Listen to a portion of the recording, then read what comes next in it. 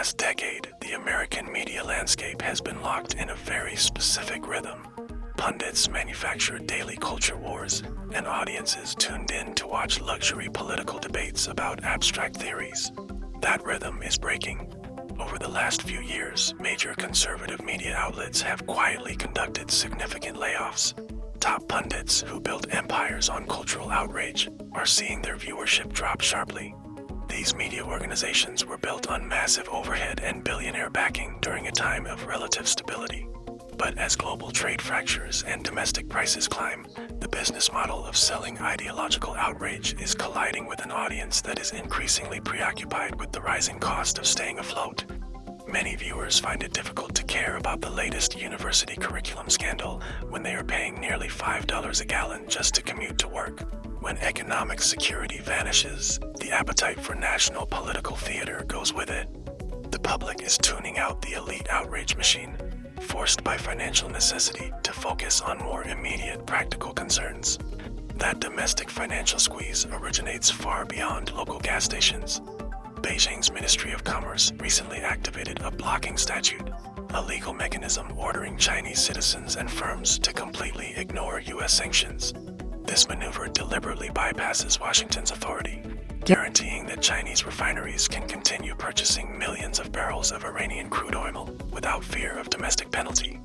This diagram illustrates the traditional petrodollar system, where global oil is exclusively priced in U.S. currency. For decades, foreign nations have needed dollars to buy energy, and they often invested those dollars back into American debt.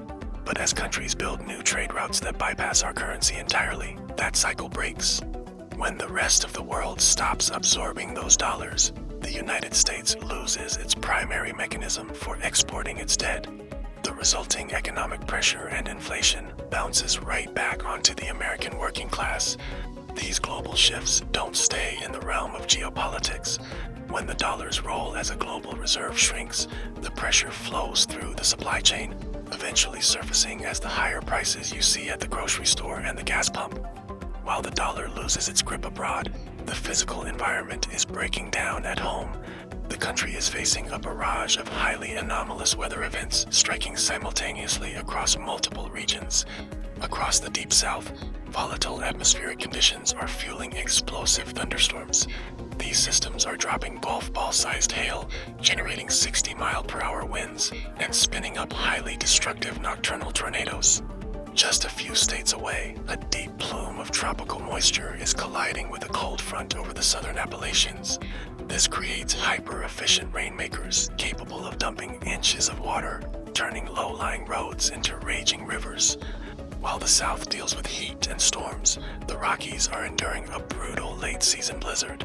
Temperatures are crashing to deliver up to 2 feet of heavy, concrete-like snow, snapping fully leafed tree branches and obliterating the power grid. The scale of these overlapping crises requires immediate attention. You cannot participate in a manufactured culture war when you are actively sandbagging your driveway or running a generator to keep your family warm. As citizens try to manage inflation and physical disasters, they are simultaneously watching the complete collapse of institutional accountability at the very top of society. Almost 7 years after his death in a federal jail, authorities have revealed the existence of a scrolled suicide note allegedly written by Jeffrey Epstein. But this critical piece of evidence is completely sealed from the public. It remains locked inside the ongoing court appeals of the man who found it, Epstein's former cellmate, an ex-cop convicted of 4 murders. The rot extends well past the justice system and right into the Ivy League.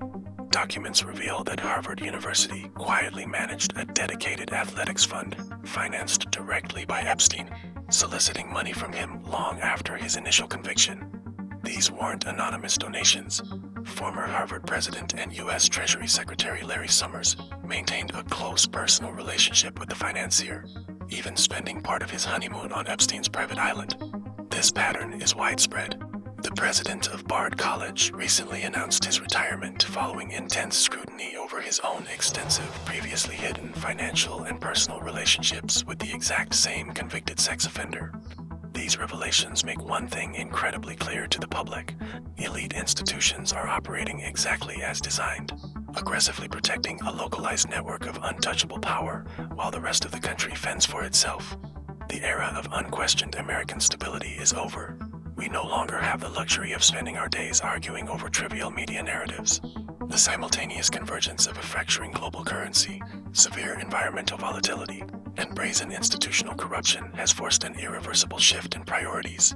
In response, the American public is developing a hard-edged pragmatism. People are quietly prioritizing household resilience, pursuing financial independence, and stockpiling disaster supplies, completely ignoring the manufactured outrage on their screens. As global systems continue to fracture, the ultimate act of rebellion is tuning out elite distractions and securing the immediate physical reality right outside your front door.